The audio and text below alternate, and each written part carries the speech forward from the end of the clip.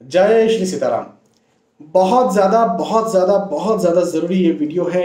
कुल 5 बहुत ज़्यादा ज़रूरी बातें जो कि वास्तु को लेकर के है, आपके घर के वास्तु को लेकर के है, मैं आपको बताने जा रहा हूं। यदि कहीं उन 5 में से एक भी कहीं समस्या आपके घर में है, कोई एक भी बात आपके घर में है, तो कहीं ना कहीं समस्याएं होंगी, चाहे किसी प्रकार के आप उपाय करवा लीजिए। तो इन 5 बातों का आप जरूर ध्यान रखें और पूरा इस वीडियो को देखिए। मैंने कई घरों में ये पाया है कि जो बल्ब होते हैं ना, बल्ब लगे हुए होते हैं, बल्ब के जो होल्डर रहते हैं जिनमें बल्ब लगता है, कई बार 4-4 5-5 बल्ब लगाने के होल्डर हैं। अब मान के चले 2 बल्ब से काम है तो 2 होल्डर में बल्ब है ही नहीं। ऐसा नहीं होना चाहिए। यदि कहीं बल्ब के होल्डर हैं तो भले ही बंद वो होल्डर रहे, भले ही बंद वो बल्ब रहे, लेकिन उसमें चालू बल्ब होना बहुत जरूरी है। आप भले उनका इस्तेमाल ना करें, लेकिन वो बल्ब जरूर लगाएं, उन्हें खाली ना रखें। ये बहुत बड़े वास्तु दोष का निर्माण करता है, जीवन में कभी उजाला नहीं होने देता और भाग्य को कहीं ना कहीं रोक कर रखता है।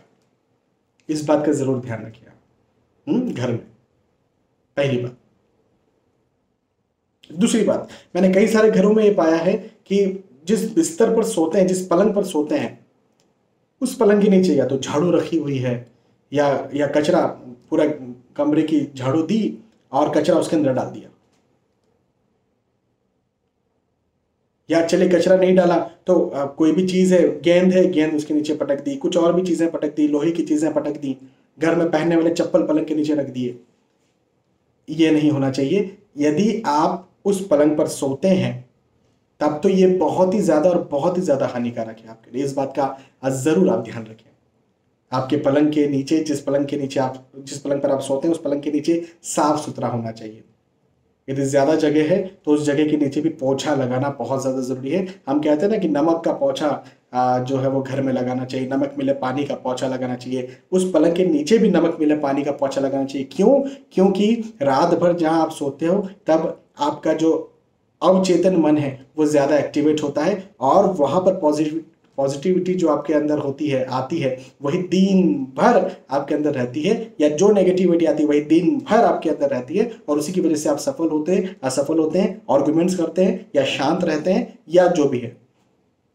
तो मेरी इस बात का जरूर आप ध्यान रखें।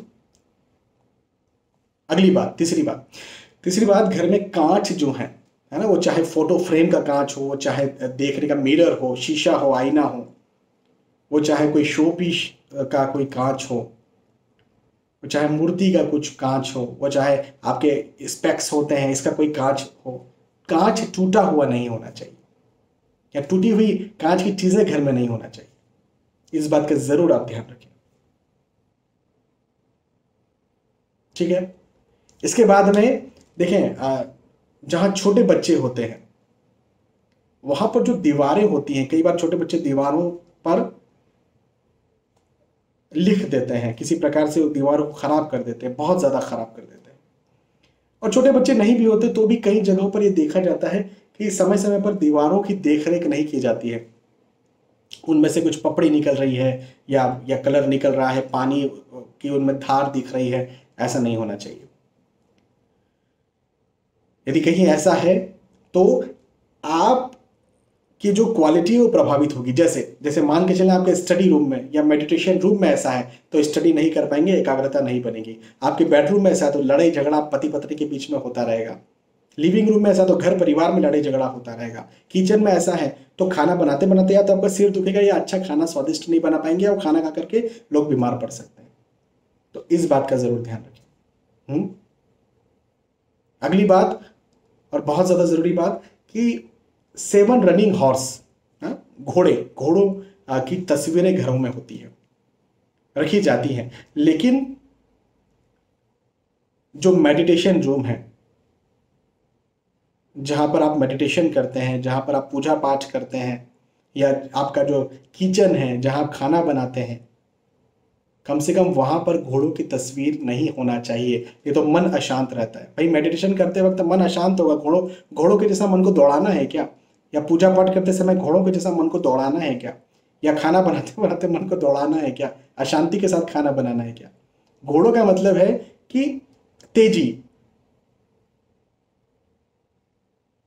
घोड़े बहुत तेज होते हैं, आपको आगे बढ़ाते हैं, सफलता देते हैं, बिल्कुल देते हैं, लेकिन घोड़े अशांत होते हैं।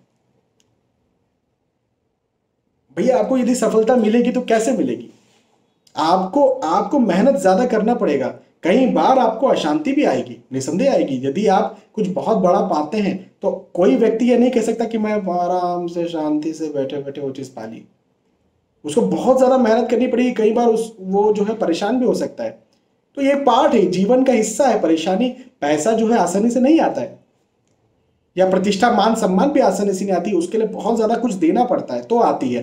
तो जहां आपका ऑफिस है वहां पर आप रख सकते हैं, लेकिन आप इस बात का ध्यान रखें कि इन जगहों पर जो मैंने बताई है यहां पर जो है आपके यहां घोड़ों की तस्वीर ना हो, रनिंग हॉर्स की तस्वीर ना हो। इसके बदले हो सकता है कि आप ऐसी कोई तस्वीर रखें, जैसे भगवान बुद्ध की तस्वीर आप रख सकते हैं, जिस प्रकार से यहां रखिए, जिसमें आंखें बंद करके बैठे, मेडिटेशन रूम की बात कर रहा हूं। तो बहुत ज्यादा आपको इसका फायदा मिलेगा। तो इन बातों का यदि आप ध्यान रखते हैं तो वास्तु का किसी प्रकार से कोई समस्या आपके घर में नहीं होगी, कोई कोई प्रॉब्लम नहीं होगी, और कोई समस्या है भी तो वो खत्म हो जाएगी। ठीक है, बहुत बहुत धन्यवाद। फिर मिलते हैं आने वाले वीडियोस में इसी प्रकार से ज्ञानवर्धक जानकारियों के साथ। तब तक के लिए आज के इस वीडियो में आपसे विदा चाहता हूं। जय श्री सीताराम।